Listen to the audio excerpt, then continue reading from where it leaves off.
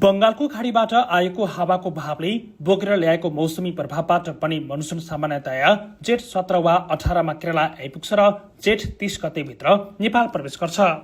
तर भारतको मौसम विभागका अनुसार दक्षिणी केरला राज्यमा सरदर एक साता अगावै शनिबार मनसुन भित्रिसकेको छ। भारतमा औसत समयभन्दा अगावै मनसुन प्रवेश गरिसकेकाले नेपालमा पनि चाँडै मनसुन सुरु हुने जल तथा मौसम विज्ञान विभागको मौसम पूर्वानुमान महाशाखाले आकलन गरेको छ। केरलामा मनसुन आइसकेकाले अबको 7 देखि 10 दिनभित्र पूर्वी नेपालको झापा हुँदै प्रवेश गर्ने सम्भावना रहेको मौसम पूर्वानुमान महाशाखाकी मौसमविद प्रतिभा मानन्धरले जानकारी दिनुभएको छ।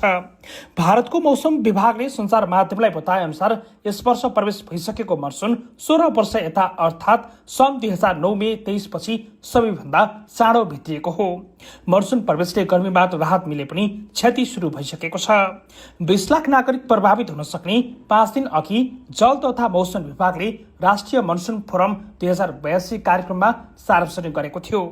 मनसुन ऋतुको हावापानी प्रक्षेपण अनुसार यस वर्ष नेपालमा औसत भन्दा बढी वर्षा र गर्मी हुने प्रक्षेपण गरिएको छ।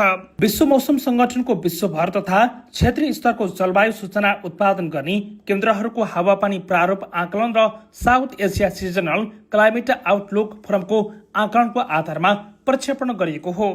कर्णाली प्रदेशको पूर्वी भूभाग, लुम्बिनीको उत्तरी भूभाग र गण्डकी प्रदेशको अधिकांश भूभागमा सरदर भन्दा बढी वर्षा हुने सम्भावना 55 देखि 65% रहने अनुमान छ।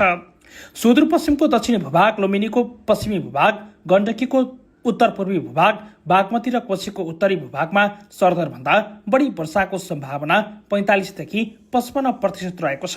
देशका बाँकी भूभागमा सरदर भन्दा बढी वर्षा हुने सम्भावना 35 देखि 45% रहेको छ। यस वर्षको मनसुनबाट देशभर 4,50,000 घरधुरीका 20 लाख नागरिक प्रभावित हुने अनुमान गरिएको छ।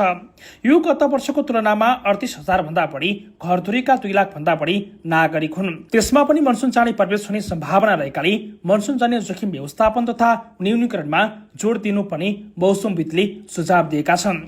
मे सुरु भएपछि सबैजसो पहाडी भेगमा दिनजसो वर्षा भइरहेको छ। सामान्यतया नेपालमा जुन 13 मा मनसुन प्रवेश गरेर 112 दिनपछि अक्टोबर 2 मा बारिने गर्छ। मनसुन हुन अहिले सक्रिय पश्चिमी र स्थायी वायुलाई बंगालको खाडीबाट आएको मनसुनी वायुले विस्थापित गर्नुपर्ने हुन्छ। मनसुनका 4 महिना बाहेक बाँकी 8 महिना भने नेपालमा पश्चिमी र स्थानीय वायु नै हावी हुने गर्छ। मनसुनमा पूर्वीय हावा सक्रिय हुने भए पनि अरेबियन सागरबाट आएको वायु सक्रिय भएको खण्डमा पश्चिम नेपालमा पनि पानी पर्ने हुन्छ। तर सामान्यतया मनसुन कोशी प्रदेशबाट भित्रिएर सुदूरपश्चिम प्रदेश हुँदै बाहिरिने मौसमविदले बताएका छन्।